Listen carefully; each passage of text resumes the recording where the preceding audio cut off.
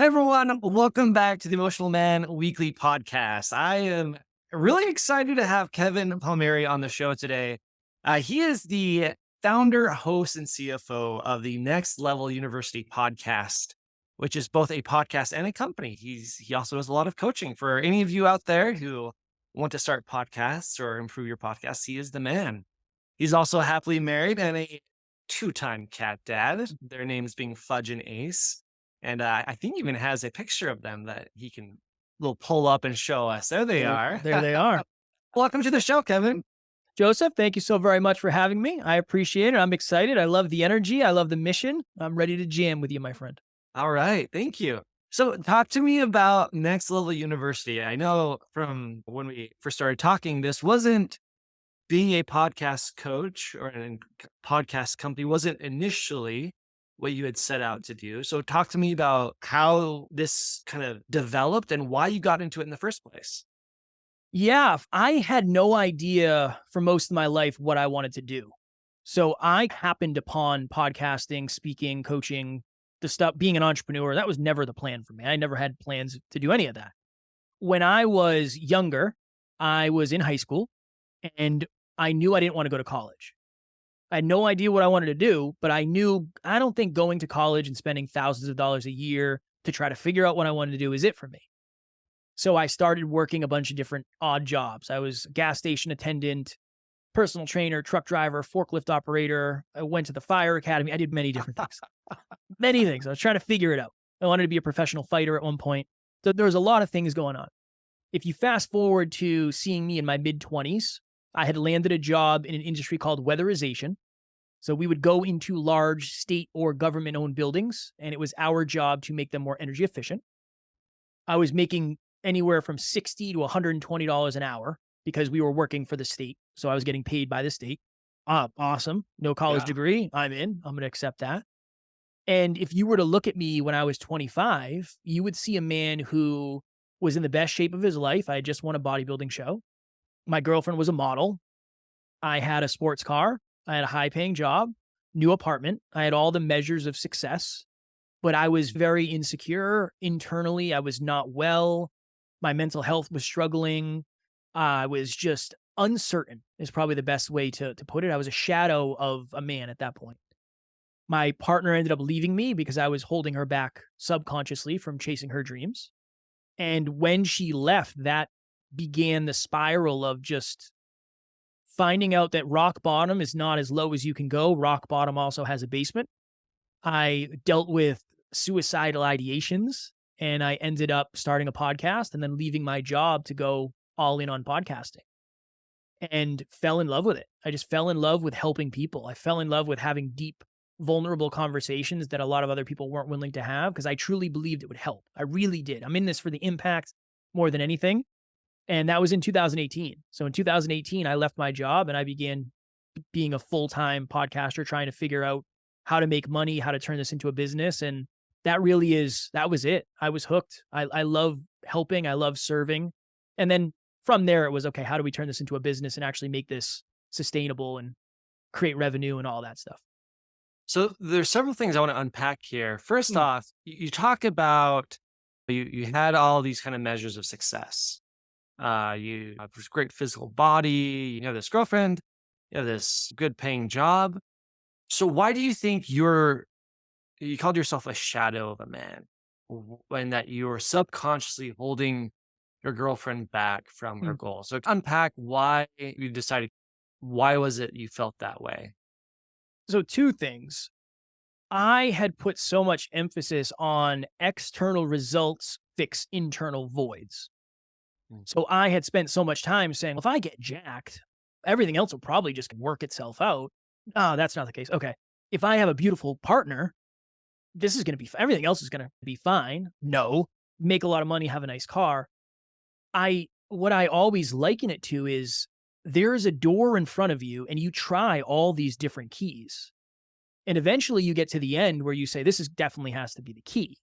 And it didn't end up being the key. That for me was having all of those things together. So the reason I say I was a shadow of a man is because externally it looked like I was so put together. and I had it all figured out, and I was confident, and I was capable, and I was an achiever, and I was ambitious, when in reality, I was afraid of my own shadow. Genuinely. I was not brave. I was not the external facade that I was putting on. Mm. My partner at the time was very much the opposite. Yes, she was beautiful and in very good shape and all that, but she was very confident, very self-assured, and very ambitious. And one day she came to me and said, I want to move from the East Coast. I want to go live in California. And I had just landed this job a few years prior. I felt like I was making headway in my career. And I gave her every excuse in the world why she shouldn't go. You'll most likely, gas prices are expensive. You probably won't find a job. What if you fail? What if I get left behind? Was really the underlining Mm. current of this whole thing. And she ended up leaving. That's when she left, which she should have. At the time, I don't think I was that level headed to admit that. But yeah, I was so afraid of being left behind that I figured if I can just get her to stay, we'll stay together, even if she doesn't get the opportunity to chase the dreams that she so clearly desires. And so she leaves, and then talk to me. What were you thinking about yourself? What were you thinking about the situation? And what you said this kind of was the catalyst for the search for you. Why did you leave the job? Why? Well, how is it that you thought her leaving necessitated these other changes for you? When she left, we had just moved in with each other 6 months prior. So when she left, my bills doubled. Work got very slow. This all happened in the span of a month. Wow. And my mental, so full disclosure, the bodybuilding show took pieces of me I will never get back. I was so lean. I was starving myself to win the show. My hormones were all messed up. It was very unhealthy what I did. So my mental health, I was not in a good place. I was very scarce. I didn't leave the house very often. Uncertainty, I couldn't do it. I needed to be at home on my couch as much as humanly possible. All of that happens. And I remember I had another one of those moments where I said, I just need money. I need to make as much money as possible because money is the only way I'm going to climb out of this hole. So I said, I'm going to grind my face off for the next year and I'm going to make as much money as humanly possible. And I'm going to make all these problems go away. So I ended up getting a promotion at my job the beginning of that next year. Awesome. That's in alignment. But we picked up a lot of contracts that were out of state. So I lived in New Hampshire. I spent 10 months living on the road because all of our contracts were in New Jersey and up and down the East Coast of the United States. It was all in alignment though, because I was making boatloads of money. Every week I'm cashing checks. Sometimes I didn't even have time to cash them and it didn't matter because I had so much money in the bank. So it was all good. So we got to the end of that year and I had my final pay stub in hand and I wanted to make $100,000 and I made $100,000 at 26 with no college degree. But I had one of those moments where, again, it was that familiar feeling of all of this external success did not fix anything internally. And it was so hard to get that awareness. That's when I had a moment of, for most of my life, especially this year, I've lived unconsciously. I don't know why I'm doing what I'm doing. I have no idea why I desire the results I desire. The opposite of unconscious is hyperconscious. That's when I started a podcast called the Hyperconscious Podcast. That's where all it started for me. Almost overnight, I started to loathe my job because I realized the result of me traveling and grinding my face off did not produce the internal result I desired. So I fell in love with the podcast. As I'm falling out of love with my job, I start calling out. I start leaving the job sites early, showing up late. It just kept getting worse and worse. And it's very hard to go to a job you don't like. It was even harder for me to pack a bag, drive 6 hours to another state, and then live in a hotel for the week, just loathing my existence. It got to the point, Joseph, where I was in a hotel room in New Jersey. My alarm clock went off at 5:15 in the morning. I sat up, slid to the edge of the bed. I was lacing up my work boots. And the best way to explain it is that day there was 10 televisions on in my head at the same time, and every single one is on a different station. And one is saying, you're stuck here forever. People like you do not get jobs like this. Never mind, leave them behind. If you do ever work up the courage to leave, what are your friends going to think? You make more money than any of your friends, right? There's a lot of significance there. What's Right. your family going to think? I make more money than anybody in my family ever has. And what are we going to do with our job? That we don't have a plan B. I never had a plan A, never mind a plan B. And in that moment, I thought to myself, if I take my life, I'll take my problems with me. Mm. That was really the rock bottom basement. There's nowhere lower to go from here. I'm very blessed because I have a great business partner who was just a friend at the time. And I reached out to him and explained what was going on. And he said, Kev, over the last few years, your awareness, hyper conscious, your awareness has changed a ton, but your environments have remained the same. I think it's time for you to change your environment. So with that, a little bit of belief that he injected and also the permission to make a different decision, three or 4 months later, that's when I ended up leaving my job. And then him and I partnered up and said, okay, we're gonna do this together. Self-improvement saved my life. And if I had more of it when I was younger, I don't know if I ever would have gotten to the position I was in. He has a very similar background. And that's when it was, okay, we're going to be a self-improvement company and we're going to hopefully help people avoid some of the pains and pitfalls that we've experienced. And during this time when you're out on the road, were you with your girlfriend? Were you still in a relationship with your girlfriend? Previously, yeah, no, not for those 10 months where I grinded my face up. No, I was as single as a person can be. Okay. I'm gonna unpack this transition for you. So you're in your hotel room. You had this voice inside of you saying it seems like you're not enough. I'm not Mhm. enough. And you're trying to find all the external reasons why you're enough. And it's just not there. So you think maybe if I take my life, then all these nagging doubts, this pain, this much pain will stop. Mm. And you call your friend, he invites you to change your environment. How and then you say you self-improvement saved your life. So what happened in that window that went from looking externally for value versus Mm. finding value in yourself? Yeah, I really started to understand that for most of my life, I was just doing things because I thought they would create some sort of result, some sort of success, whatever it may be. The podcast was the first time I ever felt like I was doing something that really mattered, that Mm, was actually important. It wasn't about me. It wasn't about me being on camera or on mic. I didn't want to be a speaker. I didn't really like the way I looked that much, believe it or not, at the time. So it was the first time where I ever felt like I was doing something that truly mattered and was truly important. And that was a very new feeling for me. I had never really felt like I was valuable. I grew up without a dad. I didn't know my dad. I didn't meet my dad until I was 27. That's where a lot of the not enoughness comes from. I internalized that as I wasn't good enough, so my dad left. Even mm. though I was a baby, I was peeing and pooping myself like most babies do. That was out of my Right. control. I couldn't do anything about that. So the best answer I can give you is I started tracking habits and I started to get a little bit better every single day. I was so unintentional before. I would wake up and I didn't know why I was doing what I was doing. I didn't know what I was going to do. I just did what I felt like. After I left, I started doing things that were good for me. So at this point, I've done at least 30 minutes of learning every single day for the last 5 years.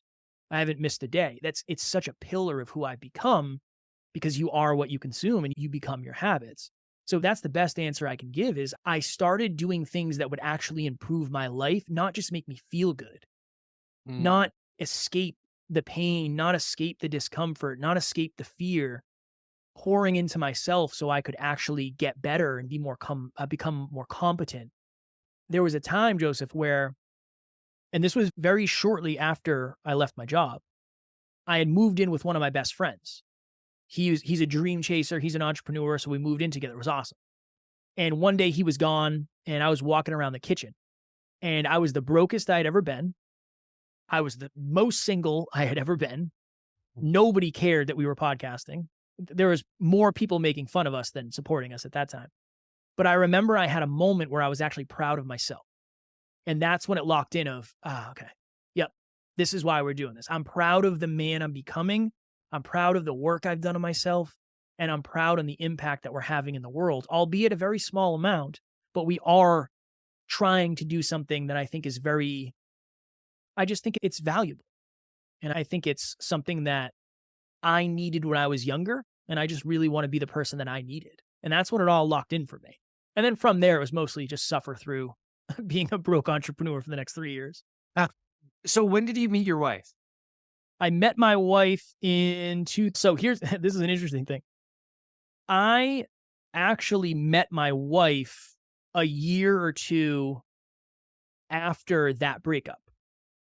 But at that stage in my life, I was a bodybuilder again. I was doing another fitness show, and I was not very emotionally mature. It's probably the best way to put it. And I wasn't ready for someone like her. She is very mature and she's very inclusive and very intelligent, just a very character driven human. And I was intimidated. I was not ready for that. So we dated for a few months and then I ended up saying, and I was very honest. I said, honestly, I don't know what I want. I'm not sure if I want a relationship right now. I'm trying to figure myself out. I'm trying to figure my life out. I'm traveling all over the place. I don't know. I don't know what to do. So we ended up not being together. And then in 2019, I was very single. I was not having any success because I didn't feel like anybody understood me. I'm a full-time entrepreneur who's trying to change the world. It's not a very sexy, I'm broke. I live with my best friend. I'm $30,000 in credit card debt. And I was having a conversation with two of my friends. And I said, I don't know. Maybe there's going to be a bachelor. I don't know. I don't know if this is ever going to happen for me. I don't feel like anybody understands me. And I said, but I know who would. Taryn would. I know she would. She always did. She understood me before I understood myself. She knew me before I was this. And they said, you should really reach out. So I reached back out to her in 2019 and she thought we were meeting as friends. We weren't. I reached out because I was going to marry her. That was the plan. And then we ended up getting married last August. So a year and a month ago. Oh, congratulations. Thank you. I appreciate it. I appreciate it. So talk to me 3 years as an entrepreneur trying to figure the podcasting world out. What ended up being the successful business model for you? In the very beginning, we didn't focus on money at all, right? So the first year, 2 years, when I say we worked on our character, we just started working on our characters because we realized our audience is primarily female. And I was very much a bodybuilding bro who thought he was going to be Joe Rogan. So I was unconditioning a lot of ego and just, negativity. I didn't know. I didn't really know who I was yet. So the first couple of years, it was just, all right, we're going to have hard conversations behind the scenes about what we need to get rid of if we're really going to be the type of men we desire to be. Then I went to Alan one day and said, hey, man, I need to start making some money. I'm very broke. I've been fronting a lot of the business on credit cards. I don't know what to do. And he said, you should really start coaching for free. And I said, I don't know if you misheard me, but I need to make some, the money is not in free. And he said, Kev, you've never coached and you need to prove to yourself that you're capable of doing it. If you get free clients, it'll give you that proof. I was like, all right, that's fair enough. So I reached out to 5 people who I knew listened to the podcast. And I said, hey, I'm doing some beta testing for coaching. I'll coach you for free for 2 months. Is that something you'd be interested in? And all the 5 people said yes. And I was like, oh, that's cool. Interesting. So then I coached all those people for 2 months. And at the end, I said, I can't do this for free. What do you think of $50 a week? And everybody said yes. And I was like, okay, interesting. Maybe I'm good at this. I don't know. That was the very beginning where we understood, okay, we talk about self-improvement on the podcast. There's going to be a subset of humans who want more value and are willing to exchange funds. That was a big thing in the beginning. And then just out of nowhere, I was getting a massage for some reason. I shouldn't have been because I was so broke, but probably better use of my funds. But I walked out of the massage and one of our mentors messaged me. He said, hey, I have someone who wants to start a podcast. You should produce it for him.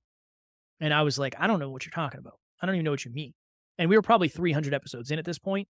You can tell there's a lot of imposter syndrome, self-doubt that I deal with. And he said, no, he wants you to do everything, audio editing, video editing, all this stuff that you do for you. He wants you to do it for him. And I was like, okay, we'll see what happens. I ended up meeting this gentleman at his office. He was the CEO of a financial firm. Talk about in over your head. And he asked, what do you guys do? And how much does it cost? And all this stuff. And first meeting didn't really go anywhere. He was interested, but I didn't know what the hell I was doing. Yeah, I'm not a sales guy. I don't know what I'm doing. No. And I like dressed up with the best nice clothes I had from when I was in high school, probably. I didn't know. I wasn't ready for this. So he reaches back out. I go and see him again. I go and see him at his office again. A better conversation. And then I go again one more time. And the third time he invites me up into his office and he said, all right, how much is it for what I want? And I was like, it's $2,500 a month. And he's cash, check, Venmo. What do you want? And I was like, whatever, man. You write on a post-it note for all I care. And we shook hands. And then I got in the elevator and I texted my now wife and I said, babe, we did it. And that was one of the first times where it was like, oh, this could really be something. This could Mm, really turn into something where we can serve our community at a deep level, but we can also build multiple businesses about what we've had to do to get to where we are. That was when it really connected. Because I had never, when I was working my job, I had made that kind of money, but I never thought it was going to happen with podcasting.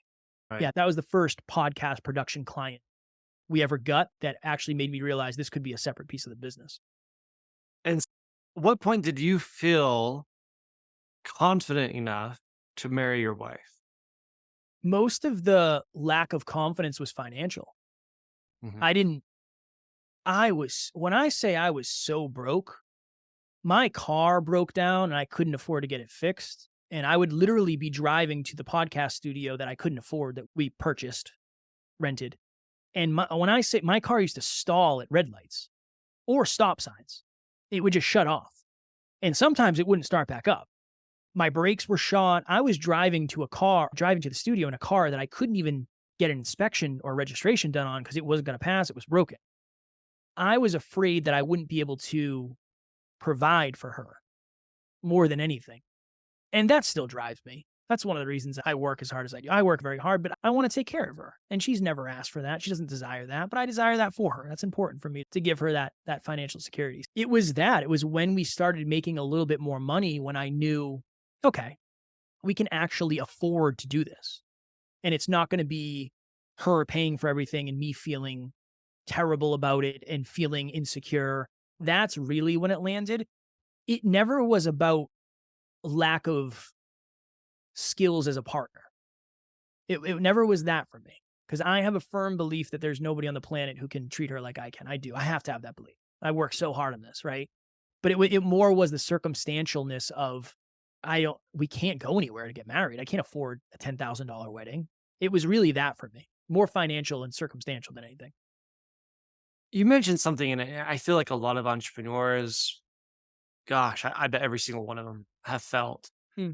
and that is that moment where you think about the car breaking down, or you're driving down the street and you see a house, and you just have this almost rushing worry, fear, the thought like, I don't have money for Hmm. that. I don't. You're thinking about your kid or your spouse, something about you want to provide for them, and you're like, I don't have the money for that. And it's just, it can almost be crippling. Definitely. No, describe for you. That is an emotional weight. Hmm.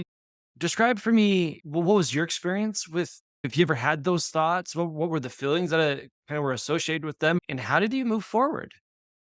How is it that you were able to bear the emotional burden of being broke, of not having money to move forward, to go into debt, Hmm.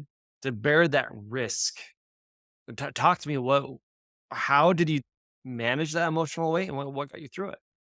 In the very beginning, it started pretty quick. That was the unfortunate/fortunate side of things is I got a pretty serious dose of reality pretty quickly. I didn't understand what being an entrepreneur was. I just didn't get it.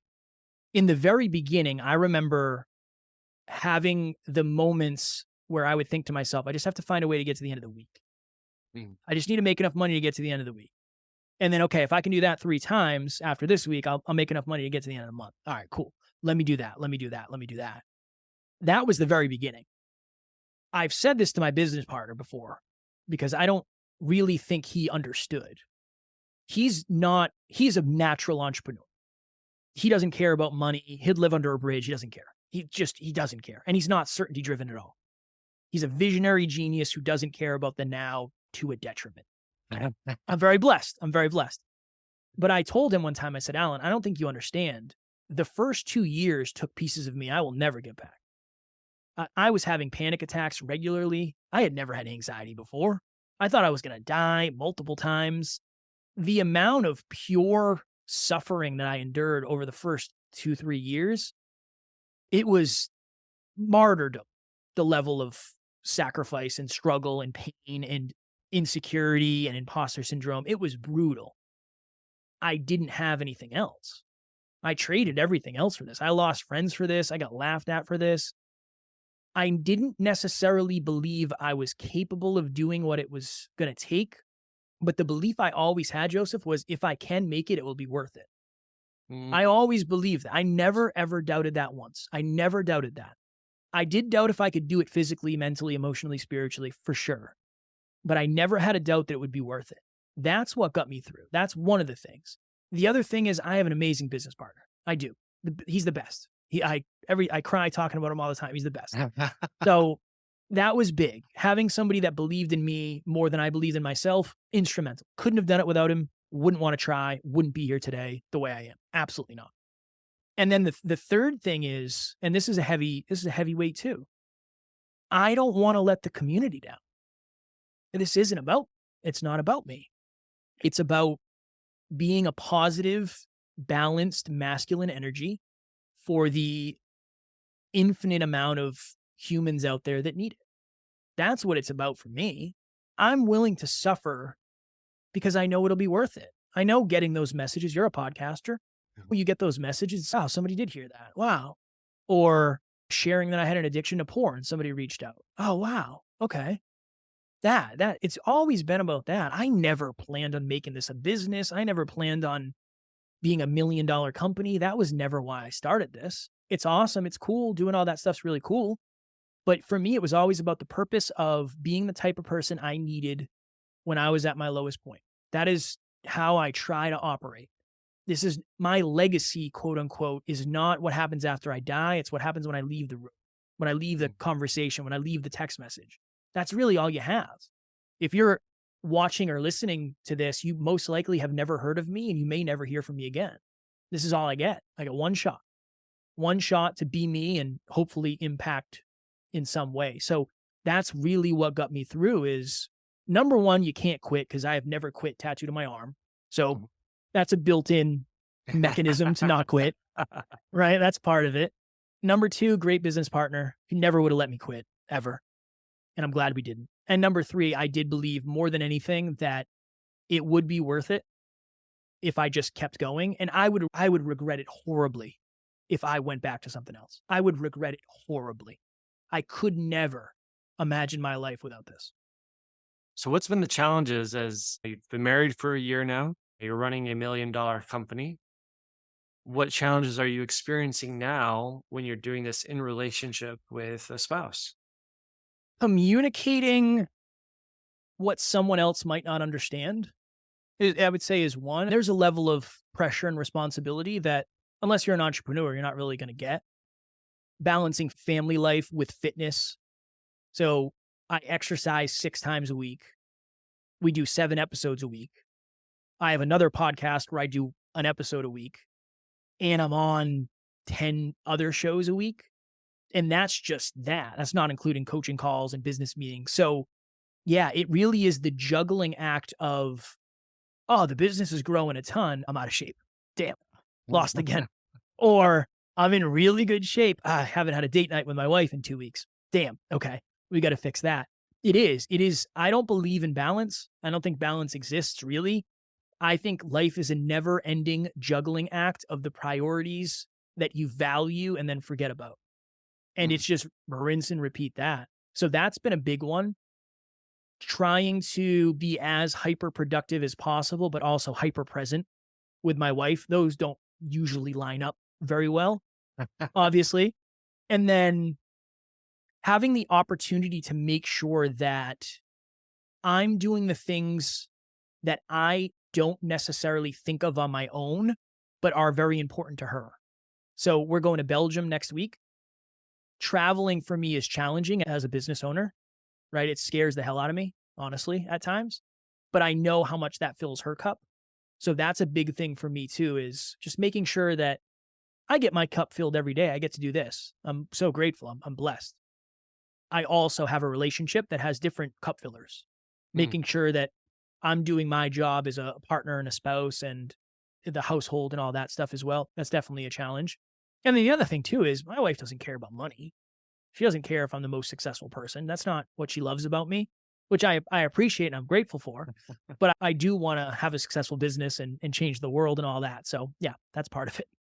yeah.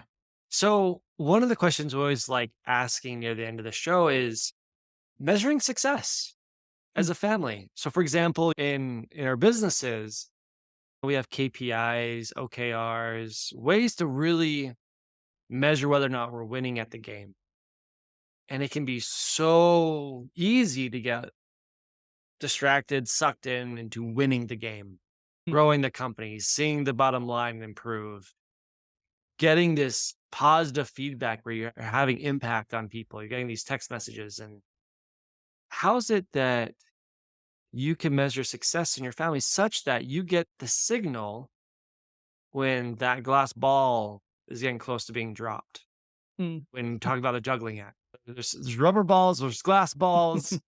So, what are the signals for you, knowing that when you need to change course or course correct, or maybe focus a little more on one of those balls you're juggling? Yeah, I'm very blessed because there's a lot of feedback loops. So my wife and I, we've been messing this up. We haven't been doing this as often as we used to, but we used to do these things every Sunday. We do check-ins. And it would just be, what's one thing I did last week that you really enjoyed? What's one thing last week I did that you didn't enjoy? What's something you need more of from me? What's something you need less of? And then let's go through whether it's the 5 love languages or your cup fillers and figure out how well are we doing at meeting each other's needs. You want to talk about proactive feedback. That's the way. That's the way to do it. And I think we've really matured to the level now where we can just say, hey, can I have a vulnerable share? Or I've been feeling some type of way. Or do you mind if I share something with you? Or I'm struggling with my feelings right now, but I'd like to talk. There's a lot of proactivity where we don't really wait until it gets to the point where stuff is going really wrong. I would say that's probably in the relationship, that's it. And then we're very consistent human beings in terms of business. So I track our finances every day and I'm looking at the numbers every day. So I get a lot of feedback on the daily basis of, oh, okay, we're 10% higher this quarter than we were last. Good. We're 10% lower. Why? That I get a lot of that. Success is a weird thing because it's very personal. I'm coming to realize now more than ever, and I used to think this was from ego, but when it comes to health, wealth, and love, I want to be the top 2 in any room I'm in.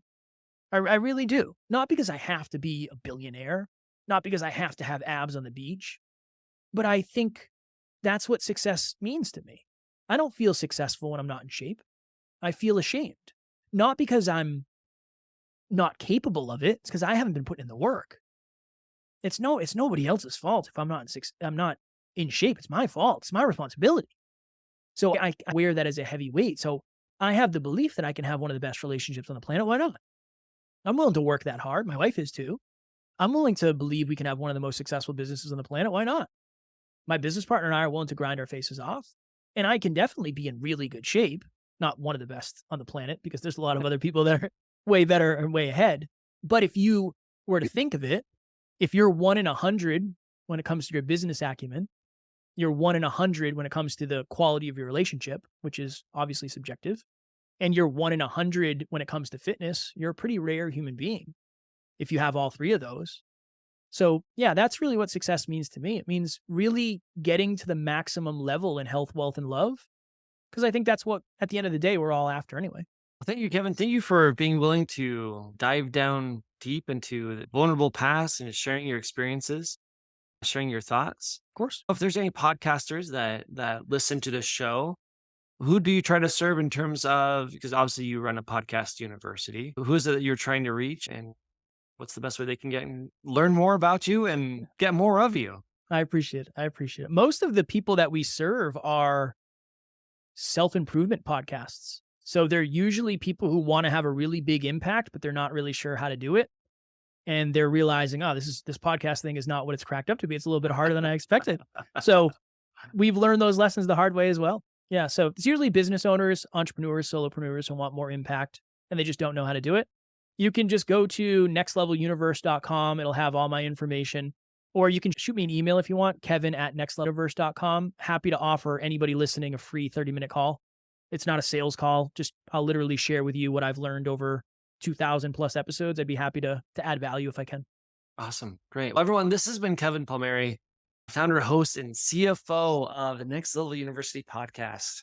And thank you so much for sharing about your journey and going through this. All of us go through these kind of vulnerable periods where we feel like we lack value and are trying to find that fulfillment. So thank you for sharing your journey with us. Of course, I appreciate you making me feel safe. I love the work you're doing, and I'm grateful I was able to do some with you. Thank you so much, Kevin. You're welcome.